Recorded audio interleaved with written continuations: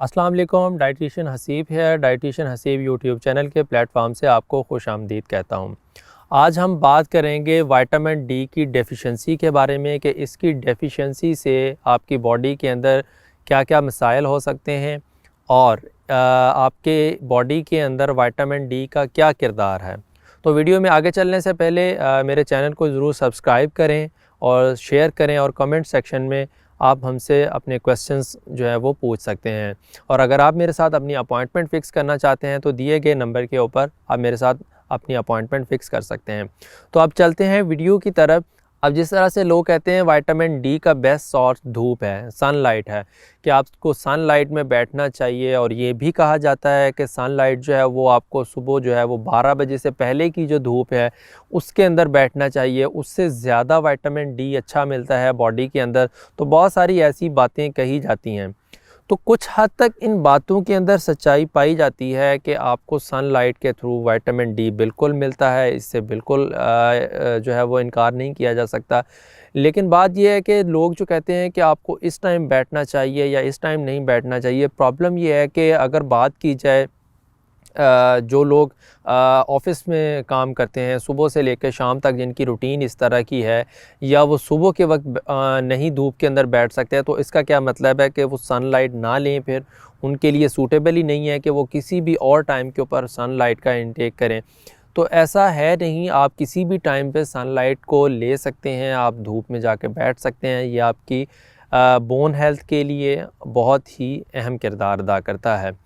बहुत सारे लोगों के अंदर जो है इसकी डेफिशिएंसी पाई जाती है और लोगों को इसका आइडिया ही नहीं होता है कि उनके अंदर विटामिन डी का लेवल बहुत कम हो चुका है। क्योंकि हमारे यहाँ ज़्यादातर लोग जो हैं वो अपना टेस्ट कभी करवाते ही नहीं हैं, उनको पता ही नहीं होती है कि उनकी बॉडी के अंदर क्या क्या मसाइल चल रहे हैं। वो जब इश्यूज़ इतने ज़्यादा उनको आने लग जाते हैं, जैसे अब विटामिन डी की डेफिशिएंसी से क्या होता है, बॉडी पेन करती है, थकन महसूस होती है, ठीक है, ये कुछ सिम्टम्स हैं इसके, मसल्स वगैरह में पेन होती है, फटीग का आना। तो ये कुछ ऐसी चीज़ें हैं जिसके अंदर क्या होता है कि विटामिन डी मोस्ट प्रोबेबली ये उसके सिम्टम्स के अंदर हम देखते हैं, लेकिन उसके साथ विटामिन डी का टेस्ट भी करवाना चाहिए। आपको पता होना चाहिए कि विटामिन डी का आपकी बॉडी के अंदर मकदार कितनी पाई जाती है। अगर तो ये लेवल आपके जिस्म के अंदर कम है तो ये इस तरह के मसाइल आपको आएंगे और इससे जो इश्यूज़ आते हैं, जो इसके इफ़ेक्ट्स हैं, उसके बारे में मैं ज़रूर एंड पे बताऊँगा आपको। लेकिन अभी कुछ बातें हैं जो आपसे शेयर करना चाहता हूँ। तो इसकी अमाउंट जो है वो 30 से कम नहीं होनी चाहिए विटामिन डी की आपकी बॉडी के अंदर। और अगर ये अमाउंट ज़्यादा इससे कम होती जाएगी तो ये प्रॉब्लम काज करेगी। कॉमनली अगर ये 30 से अबव है ये रेंज, तो that's good for your health. अब विटामिन डी का एक और बहुत अहम रोल है कि ये कैल्शियम को अब्ज़ॉर्ब करने के अंदर अहम किरदार अदा करता है। अब चूँकि कैल्शियम भी जो होता है वो हमारी बोन हेल्थ के लिए बहुत ही अहम होता है, तो विटामिन डी अगर आपकी बॉडी के अंदर कम होगा तो डेफ़िनेटली कैल्शियम की भी अब्ज़ॉर्प्शन आपकी बॉडी के अंदर कम होती जाएगी। इसलिए कैल्शियम के अब्ज़ॉर्ब होने के लिए विटामिन डी का इंटेक करना बहुत ही ज़रूरी है। तो आप अपना विटामिन डी जो है अगर ये कम होगा तो कैल्शियम की अब्ज़ॉर्प्शन कम होगी। कैल्शियम अगर आपकी बॉडी के अंदर ज़्यादा डिपॉज़िट होता जाएगा तो ये कैल्शियम स्टोन्स जिसको कहा जाता है वो भी बन सकती हैं। अब कैल्शियम जो है ये ना सिर्फ आपके ब्लड के अंदर पाया जाता है और ये बोन्स के अंदर भी पाया जाता है। कॉमनली क्या होता है कि लोग जब टेस्ट करवाते हैं तो वो ये कहते हैं कि जी हमारा कैल्शियम लेवल तो बिल्कुल ठीक आ रहा है, क्योंकि वो ब्लड टेस्ट होता है उसके अंदर उनका अगर कैल्शियम का लेवल ठीक है तो इसका ये मतलब हरगिज़ नहीं है कि बोन्स के अंदर भी कैल्शियम का लेवल उनका ठीक है। उसके लिए एक और टेस्ट किया जाता है जिसको बीएमडी टेस्ट कहते हैं, बोन मिनरल डेंसिटी टेस्ट लिया जाता है, जो कि बोन की हेल्थ के बारे में बताता है। तो अगर कैल्शियम का लेवल आपकी बोन के अंदर कम होगा तो ये भी कुछ मसाइल बॉडी के अंदर या बोन्स के अंदर पैदा करेगा। इसलिए ज़रूरी है कि आपकी जो कैल्शियम लेवल है बोन के अंदर या आपके ब्लड के अंदर उसका लेवल अच्छा हो। चूँकि बाज़ कंडीशंस के अंदर ऐसे होता है कि जो कैल्शियम लेवल होता है अगर आपके ब्लड के अंदर कम हो गया है तो फिर क्या होता है कि बोन्स जो हैं वो अपना कैल्शियम डोनेट कर देती हैं ब्लड को। खुद इस चीज़ से सफ़र करती हैं, लेकिन ब्लड को ये सप्लाई करती हैं कैल्शियम, जिसकी वजह से अब डेफिनेटली कैल्शियम हड्डियों में कम होगा तो फिर कुछ इश्यूज़ आएंगे, हड्डियों में दर्द वगैरह का होना, हड्डियों का भुरभुरापन या ऑस्टियोप्रोसिस, ऑस्टियोमलेशिया, कुछ डिजीज़ हैं उसके बारे में मैं आगे बात करूंगा। लेकिन इस कहने का मकसद ये है कि ये लेवल आपकी हड्डियों के अंदर अगर कम होगा तो कैल्शियम की एब्जॉर्प्शन भी उस चीज़ से अफेक्ट होगी। अब हम बात करेंगे कि आपकी बॉडी के अंदर अगर विटामिन डी की डेफिशिएंसी होगी तो उससे क्या क्या मसाइल हो सकते हैं।